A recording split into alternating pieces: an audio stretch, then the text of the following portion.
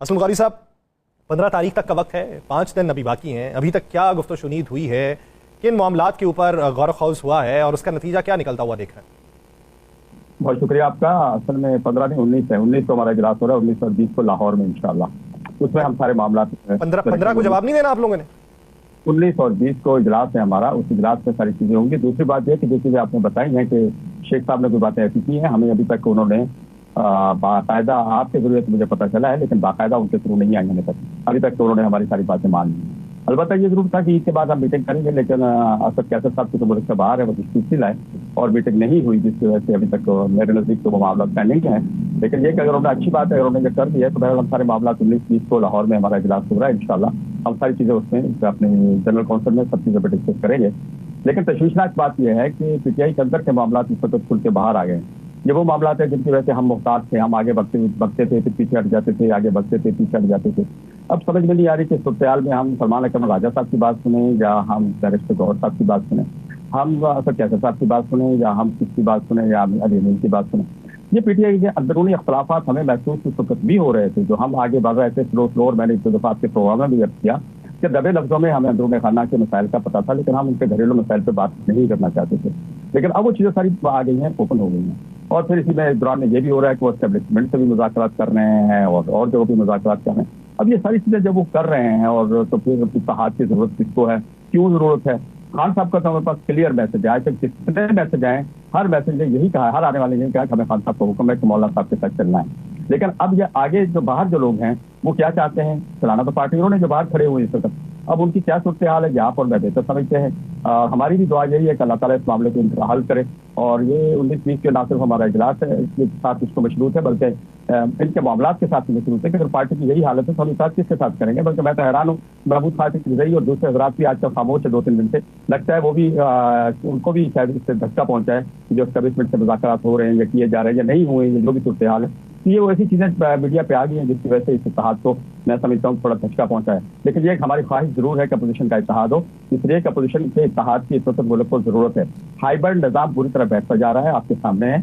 और जो बलूचिस्तान में वहाँ पर जो असम्बली है वो अपने वहाँ के लोग जो हाइब्रिड निज़ाम के तहत आए थे वो कोई भी अपने आवाम तक नहीं जा सकते, आवाम तक उनकी कोई रसाई नहीं है।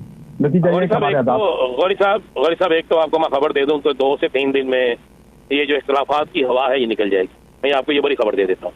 और आपके पास जो डेलीगेशन आएगा उसमें सारे लोग मुश्तरका तौर पे होंगे। मैं आपको ये 2 से 3 दिन में आपको ये सारी चीजें क्लियर हो जाएंगी। खबर आपको देता हूँ। अच्छा गौरी साहब, सियासत में बात होती रहेगी, सब कुछ होता रहेगा। इस वक्त आलम इस्लाम की नजरें हैं फलस्तीन के हवाले से गौरी साहब, और फलस्तीन के हवाले से सबसे बड़ा एहतजाज मौलाना फजलुर रहमान साहब ने किया था। सबसे बड़ी आवाज मौलाना फजलुर रहमान की चढ़ी से। आज जब फलस्तीन बिल्कुल सिस्कियों पे आ गया, आज जब बिल्कुल सब कुछ खत्म होने को आ गया, तो इतनी खामोशी क्यों? अब क्या सिर्फ ये मौलाना साहब की जिम्मेदारी है? बाकी हर तरफ खामोशी क्यों? देखिए, हमने तो आज भी उसी तरह, आपको याद होगा अभी मौलाना साहब रमजान में जब उम्र पे तशरीफ ले गए हैं तो वो जाते हुए भी वहाँ होके गए हैं, उनसे मिलते गए हैं कतर में हमास की क़यादत से। और सबसे पहले मौलाना फजलरहमान ही वो शख्स थे जिन्होंने हमास की क़यादत को आइसोलेशन से बाहर निकाला था। सबसे पहला कस ये गया था, जाके मिले थे और उस वक्त उनकी क़यादत को बाहर निकाला था। अब मुस्तकिल उनके साथ रास्ते में हैं, जहाँ भी रास्ते में है। हमारी बहुत सी NGO से वहाँ पर बाकायदा काम हो रहा है। अभी परसों में एक NGO है उसके 4 कारकुन शहीद हुए हैं। वहाँ हमने उनकी पूरी जो हम कर सकते हैं पाकिस्तान के अंदर रहते हुए, इस आइन में और पाकिस्तान के दायरे के अंदर रहते हुए हम उनकी मदद हर सूरत में कर रहे हैं, अखलाकी तौर भी कर रहे हैं। अभी हमने दोबारा ये मुजाहरे भी शुरू किए, कल भी इंशाल्लाह पूरे मुल्क में मुजाहरे होंगे और इतवार को इंशाल्लाह कराची में मिलियन मार्च होगा। तो हम इस इशू को हमें दबने नहीं दिया। हम मौला साहब ने अपनी जात के तौर पर इस इशू को मुस्तकिल उठाया। अलबत्ता रमजान मुबारक ऐसा महीना था कि उस महीने में जरा हमारे कारकुन, हमारे उलमा किराम साहब मसाजिद तक महदूद होते हैं, रोज़ तक तरावी तक महदूद होते हैं। तो इस दौरान में हमारे यहाँ ये जरूर होता है कि हमारी जो NGOs वहाँ पर काम कर रही थी, मुख्तलिफ नाम से 4-5 हैं और उन्हें कैंप वहाँ लगाए हुए हैं, उनकी वीडियोस हम चलाते रहे। तो वो लोग वहाँ पर उनको अफ्तारी और अपना दोपहर के खाने जो मरीज थे उनके लिए मेडिसिन और दूसरी चीज़ें, अफ्तारियाँ भी और सैरियाँ भी सब करवाते रहे। तो इंशाल्लाह हम उनसे रास्ते में, और हम ना कल हटे थे पीछे ना अब हटेंगे। और आज मौलाना साहब की तकरीर इसमें वाज़ेह इशारा है। और मौलाना साहब ने आज पाकिस्तान के तमाम मकातब फ़िक्र के उलमा इकराम को बुलाया, बल्कि ऐसे भी किया कि अगर किसी मकतब में 2 मकतब फ़िक्र में 2 ग्रुप हैं तो दोनों को उलमा इकराम को बुलाया ताकि एक को गिला ना हो, ताकि एक मुश्तरका एक लाए अमल बनाया जाए और एक मैसेज जाए कि पूरे मुल्क के उलमा इकराम ने एक मैसेज दिया है पूरी दुनिया को कि पाकिस्तान के उलमा फ़लस्तीनियों के साथ खड़े हुए हैं। लेकिन बदकिस्मती है कि हमारे जो हुक्मरान होते हैं हुक्मरान जो है वो इस सिलसिले में आवाम की राय का एहतराम नहीं करते, क्योंकि उनकी अपनी राय होती है। उन्हें किसी ने फंड्स लेने होते हैं, किसी ने चंदा लेना होता है, किसी ने IMF से पैसे लेने होते हैं, किसी ने वर्ल्ड बैंक से लेने होते हैं, तो वो इस सिलसिले में फिर वो चलते नहीं है। बयान तो देते हैं, अमलन कुछ नहीं करते। हमारी बदकिस्मती यही है, और इसलिए हमने आज की मौला की तकरीर में भी उन्होंने पूरे मुस्लिम उम्मा की क़यादत को झकझोड़ा है, और इंशाल्लाह हम इसको पूरी मुस्लिम उम्मा की, पाकिस्तानी पूरी मुस्लिम उम्मा की क़यादत को इंशाल्लाह हम जोड़ेंगे।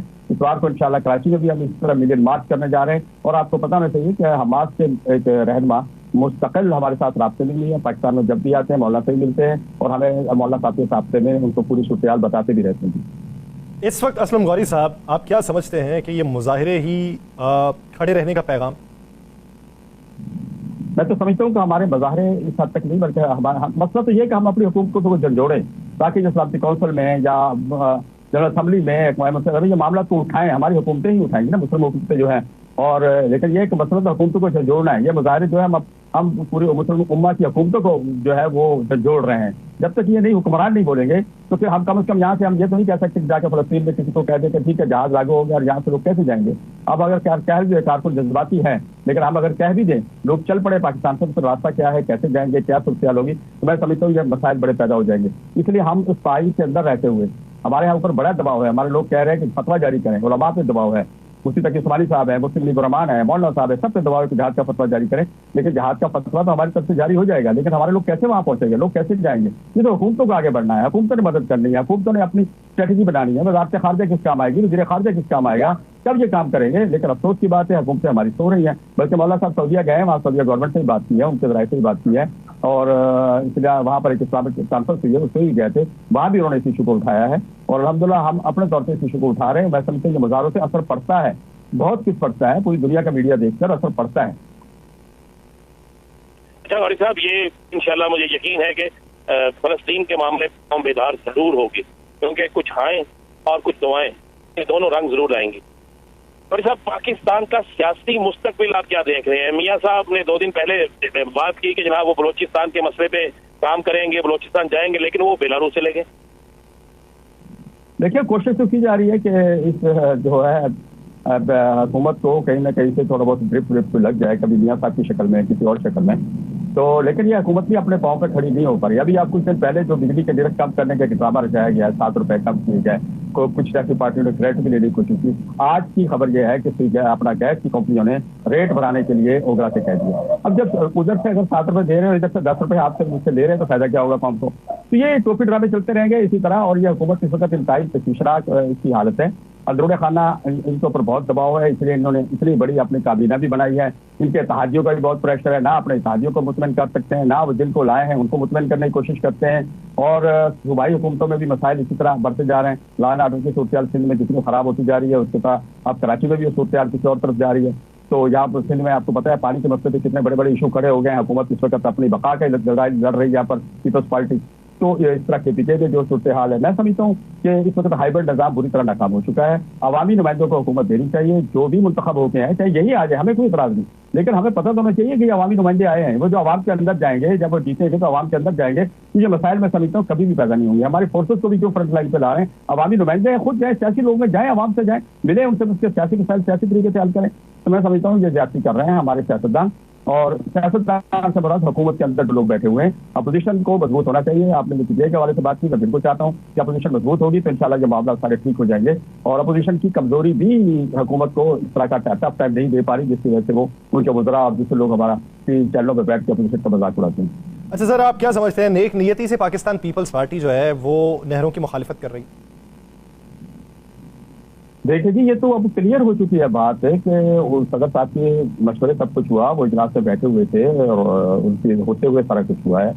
और मिनट साहब तो अल जजीरा ने जो है इंटरनेशनल मीडिया है उसने लीक कर दिए हैं, और बहुत सी दूसरी चीज़ें हैं और जिसके सामने अब, लेकिन बदकिस्मती यह है कि इनके लिए मसाइल ये पैदा हुए कि फिर इस वक्त पूरा स्टैंड कर गया, चाहे अपोजिशन है चाहे इनके अपना कारकुन है, अपना कारकुन भी स्टैंड कर गया और मजबूरन इनको भी शोर मचाना पड़ रहा है। और देखें ये क्यों नहीं कौमी असम्बली या पीपल्स पार्टी भारी हिम्मत रखती है ना, कौमी असम्बली में करारदाद पेश करे, सेनेट में हासिल नहीं है। ये इस तरह के टोपी ड्रामे क्यों कर रहे हैं? खुल के सामने आए, अफ्ता का इजलास बुलाया जाए, अफ्ता के पिछले इजलास में जहाँ तक मेरी इतला है उसमें वज़ीर आला साहब बैठे तो कोई बात ही नहीं।